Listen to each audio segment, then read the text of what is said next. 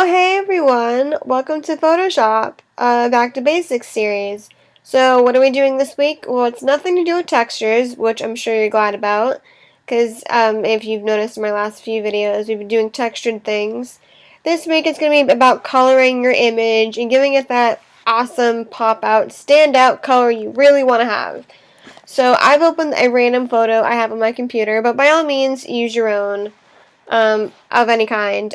Colors don't really matter because you'll be changing the colors anyway, so whatevs.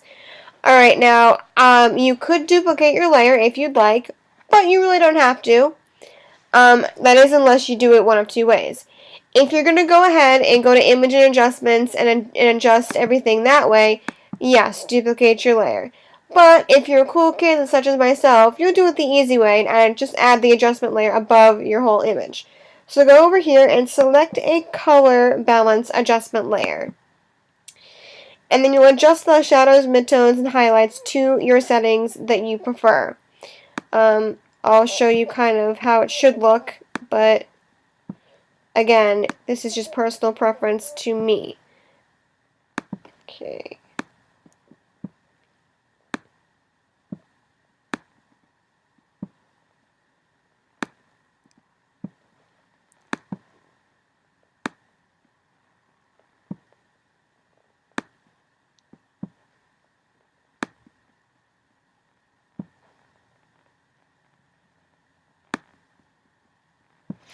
Alright, I happen to like that color right there, but if you don't like what you see, then you can change it up your way. But whatever, something close to that would be really cool for this. Alright, now, this is where the fun comes in, guys. We now have to go ahead and duplicate that layer, our layer 1, which is our main layer, because we're going to be adding on lighting effects. And in the event you make a mistake in your lighting effects, you need to have a way to go back to fix that. Because sometimes if you do a Control Z to go back and edit, it doesn't always work. So in the event that happens to you guys, by duplicating your layer, you have a layer to go back to and fix everything.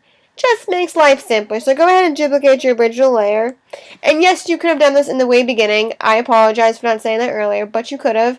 But I figured now is a good time to announce that, in case you didn't realize.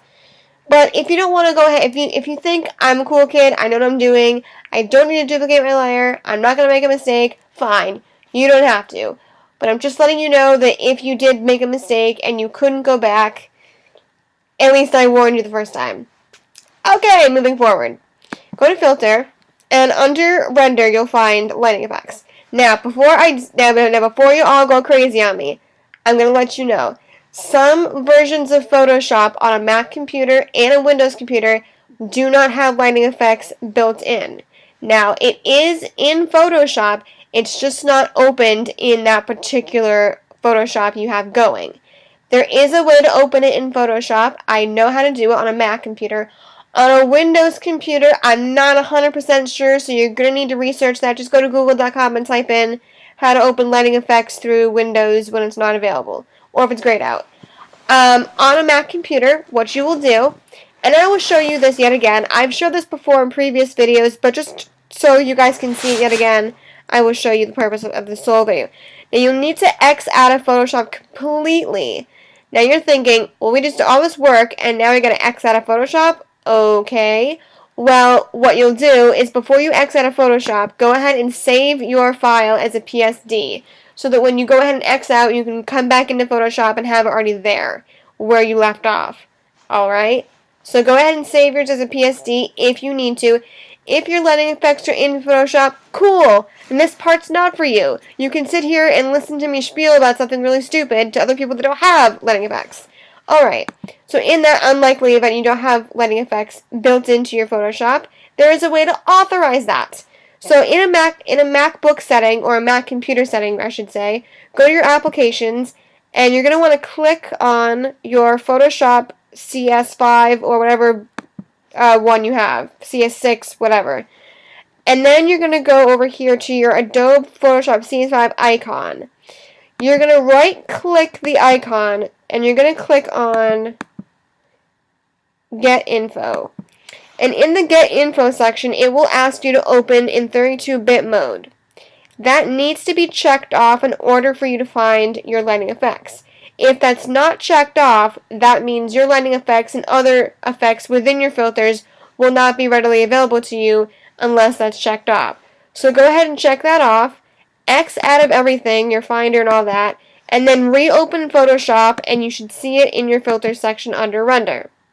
That is how I found out that I didn't have it. So boom, mine's right there, yours should be too. Click it. Now, we're going to add a soft omni style type of a effect. So make sure soft omni is selected. When you first open it, it's probably going to say default. Scroll down to soft omni, and you can adjust the intensity of your photo if you need to. I think I need to. I just think 5 points down would be great because 50 is just so absurd. So I like 45 for my intensity, and I use that for most of my photos because I just think 45 is a good amount. It's not too bright and not too obnoxious. It's just the right amount of intense. So click OK, and you will see something like that. Now, if you don't like how that looks, you can then go ahead and do an edit and undo lighting effects. But if you've done other effects on top of that, you can only go back so far in Photoshop, so you'll probably need to delete the layer and go back and start from scratch. But since I've only done one effect to it, I could go undo and move back. I kind of like the way it looks. You may not, but if you don't, it's okay. Alright, now one final step to this to really make this stand out is I'm going to add a brightness and contrast. Now you're probably thinking, well, that's a ridiculous thing. Why can't you just brighten the intensity of that photo filter? Right, that would be cool and all, but it would make it too intense. We want to keep the vignette the way it is, so we only want to brighten the inside of what's already colored. So go ahead and add a brightness and contrast above that. And the brightness should only be brightened not too much. I would say not even maybe upwards of wait, let's see.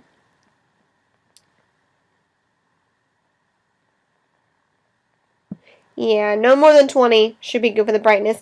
And the contrast, you could go as far as you want. You could go really all the way, which would really make it awesome.